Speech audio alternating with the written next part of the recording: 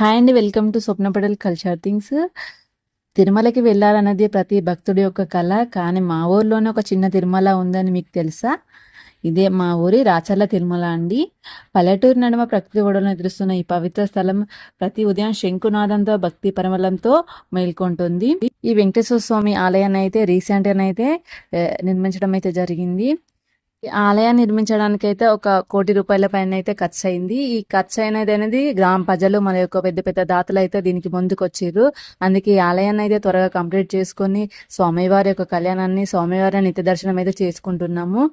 ఈ ఆలయ నిర్మాణానికి కృషి చేసిన ప్రతి ఒక్కరికి అయితే ధన్యవాదాలు తెలియజేసుకుంటున్నాను.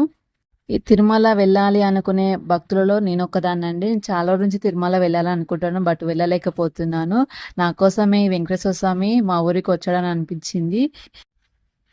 ఈ ఆలయంలో వెలిసిన శ్రీ వెంకటేశ్వర స్వామి వారు తిరుమలలో ఉన్నట్టే ఇక్కడ కూడా అదే కరుణ, అదే దయ. ఒక్కసారి దర్శనం చేస్తే చాలు మనసుకు శాంతి, కళ్ళకు ఆనందం కలిగిస్తుంది. ఇక్కడనైతే ఆలయానికి డొనేట్ చేసిన వాళ్ళ యొక్క నేమ్స్ అయితే ఇక్కడ ఫ్లెక్సీలో ఏర్పాటు చేయడం అయితే జరిగింది. ప్రతి ఒక్కరు చిన్న పెద్ద కులమత భేదాలు లేకుండా అందరూ అయితే దీనికి కృషి చేశారు. అందుకే ఈ ఆలయం అయితే ఇంత మంచిగా నిర్మించుకోగలిగినాం అన్నట్టు. ఈ ఆలయంలో స్వామివారి యొక్క ప్రతిష్ట మరియు కళ్యాణ మహోత్సవాలు అయితే 3 days అయితే నిర్వహించడం అయితే జరిగింది. తిరుమల వెంకటేశ్వర స్వామి ఎక్కడైనా కానీ కొండలపైనే ఉంటాడంట. దానికి ఒక రీజన్ అనేది ఉంటుంది కదా. ఆ రీజన్ ఏంటో మీకు తెలిస్తే కామెంట్ బాక్స్లో కామెంట్ అయితే చేయండి. నాకు తెలియదు అన్నట్టు నేను చెప్దామంటే, మీకు తెలిస్తే కామెంట్ బాక్స్లో కామెంట్ చేయండి.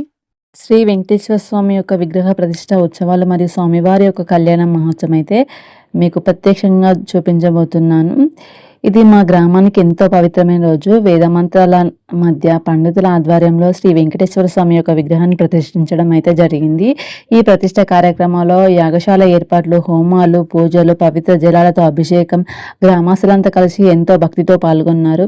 ప్రతి ఒక్కరి ముఖంలో ఆనందం, భక్తి స్పష్టంగా కనిపించింది.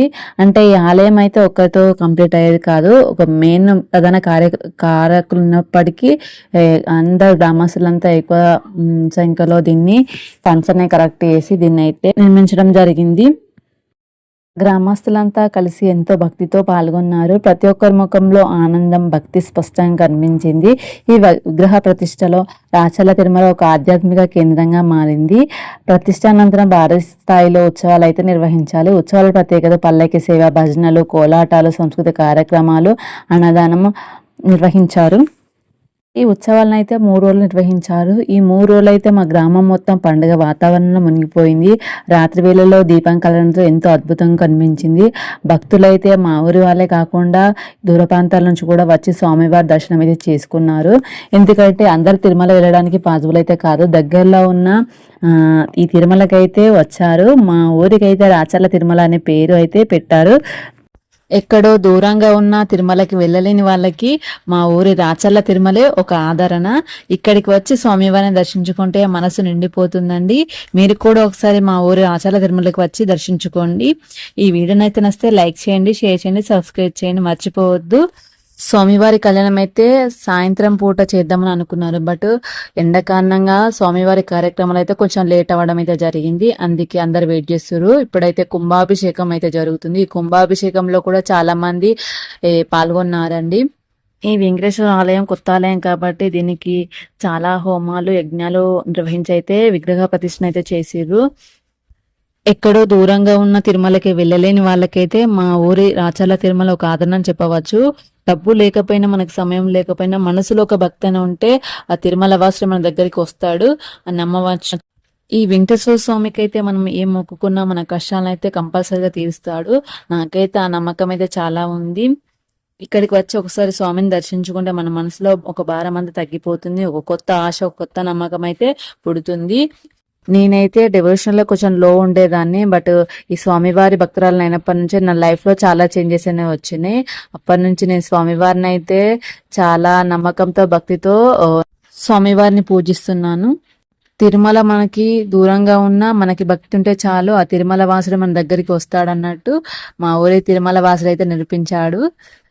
మా ఊర్లో అయితే వెంకటేశ్వర స్వామి, శివయ్య భక్తులు అయితే చాలా మంది ఉన్నారు. ఈ స్వామివారి ఈ కళ్యాణం మరియు ఉత్సవాల భాగంగా మా ఊరు వాళ్ళంతా భక్తిమయంగా మారిపోయారు. మంగళ వాయిద్యాల నడుమ దీపాల వెలుగులో స్వామివారి యొక్క సేవలు ఉత్సవాలు ఎంతో ఘనంగా జరిగినాయి.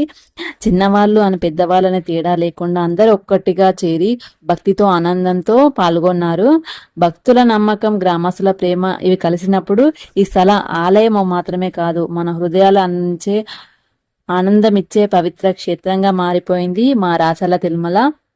ఇవి కుంభాభిషేకం చేస్తున్నటువంటి కలశాలండి. ఈ కుంభాభిషేకంలో అయితే చాలా మంది పాల్గొన్నారు. ఈ కుంభాభిషేకం అంటే మీకు తెలుసా అండి? ఫస్ట్ ఆలయాన్ని పవిత్రం చేసే ఒక మహా వైదిక కర్తృ పేరే కుంభాభిషేకం అంటారు. అంటే కుంభం అంటే కలశం అండి. కలశంలో పవిత్ర జలంతో నీరు అనేది ఉంటది. అభిషేకం అంటే స్నానం చేయటం. ఈ కర్తృలో మంత్రోచ్చారణలతో పవిత్రం చేసిన నీటిని గోపురం మీద లేదా విగ్రహం మీద అభిషేకం చేస్తారు. దీనివల్ల ఆలయంలోని ఈ దేవుని యొక్క శక్తి అనేది మరింత పెరిగిపోతుందట అనే నమ్మకం అయితే ఉంది. ఈ కుంభాభిషేకం అయితే కొత్తగా ఆలయం నిర్మించినప్పుడు కానీ లేదా పాత ఆలయాన్ని రీకన్స్ట్రక్షన్ చేసినప్పుడు కానీ కుంభాభిషేకాన్ని నిర్వహిస్తారంట. ఇది కేవలం ఒక పూజ మాత్రమే కాదు, భక్తి, శక్తి, సంప్రదాయం కలిసిన ఒక గొప్ప పండుగ చెప్పవచ్చు. అందుకే ఈ కుంభాభిషేకంలో చాలా మంది పాల్గొన్నారు. అందుకే కళ్యాణానికి అయితే కొంచెం లేట్ అయితే అయింది. ఎప్పుడైనా కుంభాభిషేకాన్ని చూస్తే కామెంట్ బాక్స్ లో కామెంట్ చేయండి. ఆలయం పైన కళ్యాణం చేయడం కుదరదు కాబట్టి ఆలయం కిందనైతే ఏర్పాట్లు అయితే చేసారు. అంటే మా రాచర్ల బొప్పాపురం చాలా పెద్దది. ఇందులో చాలా మా ఊర్లో అయితే చాలా భక్తులు ఉన్నారు కాబట్టి ఫస్ట్ సారి వెంకటేశ్వర స్వామి కళ్యాణం కాబట్టి ఊరు వాళ్ళంతా చాలా మంది వచ్చారు. ఈ కళ్యాణం చూడడానికి వచ్చిన వాళ్ళకి ఇబ్బంది కలగకుండా అయితే కిందనైతే ఏర్పాట్లు ఘనంగానైతే చేసారు. మేమైతే కళ్యాణం దగ్గరికి అయితే వెళ్తున్నాము. ఈ దీపాల కాంతులతో వెలుగుతున్న ఈ ఆలయం చూస్తే చాలా అద్భుతంగా అనిపించిందండి. స్వామివారి యొక్క కళ్యాణానికి అయితే కిందనైతే ఏర్పాటు చేసారు. నైట్ టైం కాబట్టి చాలా మంది అయితే పాల్గొనరు అనుకున్నాం, బట్ చాలా మంది అయితే వచ్చారు. ఇంకా కళ్యాణానికి టైం పడుతుందని అందరం అయితే వెయిట్ చేస్తున్నాం. ఇక్కడ స్వామివారి యొక్క కళ్యాణం అయితే నేను తీయలేకపోయినా, బట్ నా యూట్యూబ్ యొక్క షార్ట్స్ లో అయితే చాలా వీడియోస్ అయితే పెట్టిన. స్వామివారి యొక్క కళ్యాణం అయితే చాలా మంచిగా జరిగింది. అయితే నేనైతే ఫస్ట్ టైం చూసిన, తిరుమలకి వెళ్ళాలని కోరిక కూడా ఉంది. బట్ తిరుమల వెళ్ళక ముందే మా ఊరి యొక్క తిరుమలకి వెళ్ళి వెంకటేశ్వర స్వామిని అయితే నేను దర్శించుకున్నా. ఈ తిరుమల వెళ్ళలేని వారికి మా ఊరి రాచర్ల తిరుమలకు వచ్చి ఆ స్వామివారిని అయితే దర్శించుకోండి. ఈ వీడియో కనుక మీ నచ్చినట్టయితే లైక్ చేయండి, షేర్ చేయండి, సబ్స్క్రైబ్ చేయండి. మీరు కూడా వెంకటేశ్వర స్వామి భక్తులైతే కామెంట్ బాక్స్ లో గోవిందాన్ని టైప్ చేయండి. ఓం నమో వెంకటేశాయ. Thank you.